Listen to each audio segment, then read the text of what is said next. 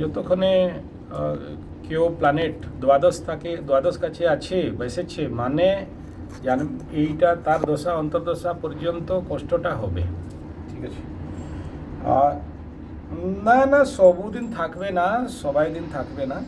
ঠিক আছে, এটা কি আবশ্যক কি না তার রেমেডিটা করতে হবে।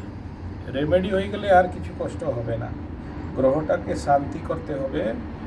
এখন আপনি গুরুর বৃহস্পতির মহাদশা চলছে 2036।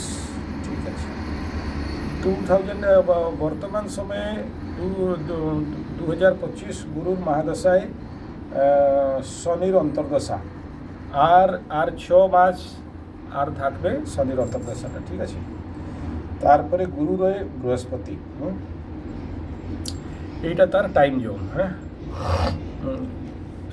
গুরু মহাদশায় কিছু ফিমেল লাইফে কষ্ট হচ্ছে। গুরু মহাদশায় শুক্র অন্তর্দশা। ঠিক আছে, হ্যাঁ এইটা হবে আর 1 বর্ষ 2 বর্ষ 3 বর্ষ পরে। ঠিক আছে, হ্যাঁ problem on account of your husband. হ্যাঁ 2031 2028 से 2031। ঠিক আছে, মেন্টাল প্রবলেম হবে। আর এখানে তো আপনার শনি 7.5 সরে গেল আর নাই এখান। ঠিক আছে, তো তারপরে ভালো সময়টা এখান আপনার 2-2.5 বর্ষ চলবে। ঠিক আছে, 2-2.5 বর্ষ চলবে, ভালো সময় চলবে, কিছু অসুবিধা হবে না। এখন কিছু অত অসুবিধাটা নয়। কিন্তু তারপরে কি হবে না, যতক্ষণে আপনার জন্মকুণ্ডলী কাছে গুরু আপনার ওই স্থানে আসবে ন্যাচুরালভাবে, মানে আর 2-2.5 বর্ষ পরে। ঠিক আছে, তারপরে কিছু নোকসান মানে losses in the sense monetary losses.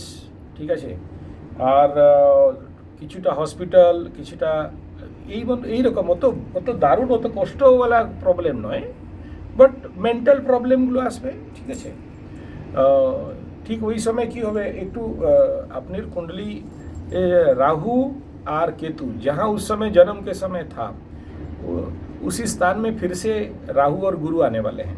ठीक है, তার জন্য কি হবে, মানে এইটা সিংহ লগ্ন সিংহ রাশি যত বি মানুষ বর্তমান আছে সবাইয়ের কুণ্ডলী দ্বাদশ স্থানে গুরু কেতুর গুরু চান্ডাল হবে। ওইটা টাইম আছে, এখন নয়, 2 বর্ষ 3 বর্ষ পরে। ঠিক আছে, তো তোর জন্য তো কষ্টটা হবে, ন্যাচুরাল লসেস, হসপিটালস, আর কিছু মানসিক অশান্তি।